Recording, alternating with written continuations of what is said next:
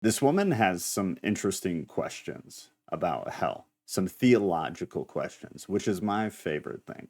So we're going to play this and I'm going to touch on it kind of as we go.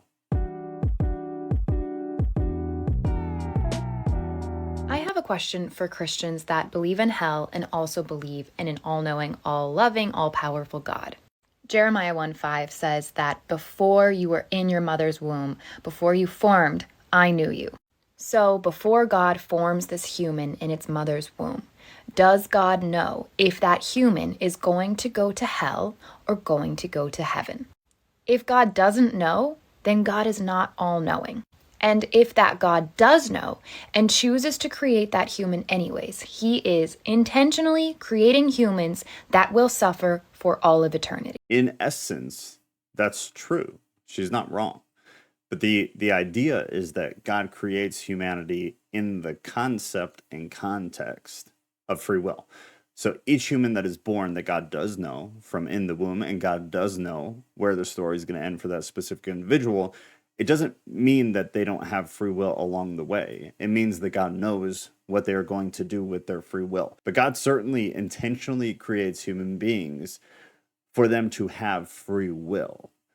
God also, per the Bible, fully grasps and understands the end of the path for those humans. It doesn't mean that they don't get to choose the path. It just means he knows what path they're going to choose. And that individual does not actually have free will because that God knew ahead of time when he was creating them that they would end up going to hell. Right. But the way I always explain this is like a choose your own adventure book.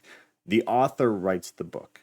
And these are the books, in case you don't know, where as you begin reading it, there's an intro. And then it says skip to page 42 if you want the dog to go run into the mountains. Skip to page 57 if you want the dog to get found by a family that loves it. And depending on what the reader chooses, the story is different. But the reader still has the choice to choose. And the author still knows all of the possible outcomes. There is still an endpoint that the author is fully aware of, but the author does not force the person to choose. They still have a choice. The two things are not the same.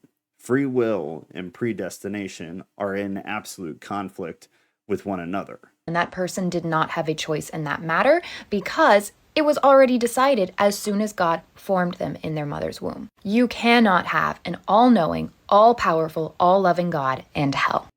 And that is predestination. That is a different thing. Having an all-knowing, all-powerful God is one thing. Having an all-knowing and all-powerful God that dictates what people do and where they're going to go by his command and choice or predestined ordinance is a different thing. That is not what most Christians believe. Most Christians do not believe that God is a puppeteer and we are little puppets doing whatever he predestined. That is called Calvinism. It's Reformed theology. Many Christians believe that, but I would not say it in any way that that is a majority. The majority, from what I understand, believe in more of a free theological view, where God is all-knowing and all-powerful. He understands the end point for every single individual, but they still have the choices along the way. He just knows what choices they're going to make. He doesn't force them to do it. He doesn't press them to do it. So the only thing you can really charge God with is allowing humans to be born who are going to make poor choices and end up in hell. It does not indict God in the evil the human does, and it does not indict God as the person that predestined them to go to hell. It is actually proof of free will. It is proof that even if God knows you're going to make poor choices and you're going to play for the other team and end up in hell, he still allows it to happen, rather than not allowing evil people to be born and completely just, it's a puppeteer. It's what it is. It's the best way to describe it. Whereas he would only allow good people to be born, knowing that they would serve his purpose, knowing that then they would end in heaven. Rather, what God allows to do is anybody can be born. Anybody can do whatever they want. Anybody can aid whatever side of this fight versus good and evil, and they can end up in either heaven or hell. It is the proof of free will. It is not that which proves free will does not exist. She is confusing these things with predestination, and that is not what most of us believe. In case you don't know, we have a Discord. There's a link to the Discord in the description of the video. We also do 3 live streams a week. One of them is on this channel at Tattooed Theist. The other 2 are Bible studies. One is from the Apocrypha and one is from the Canon. We do that at live Bible study. So youtube.com/@live Bible study.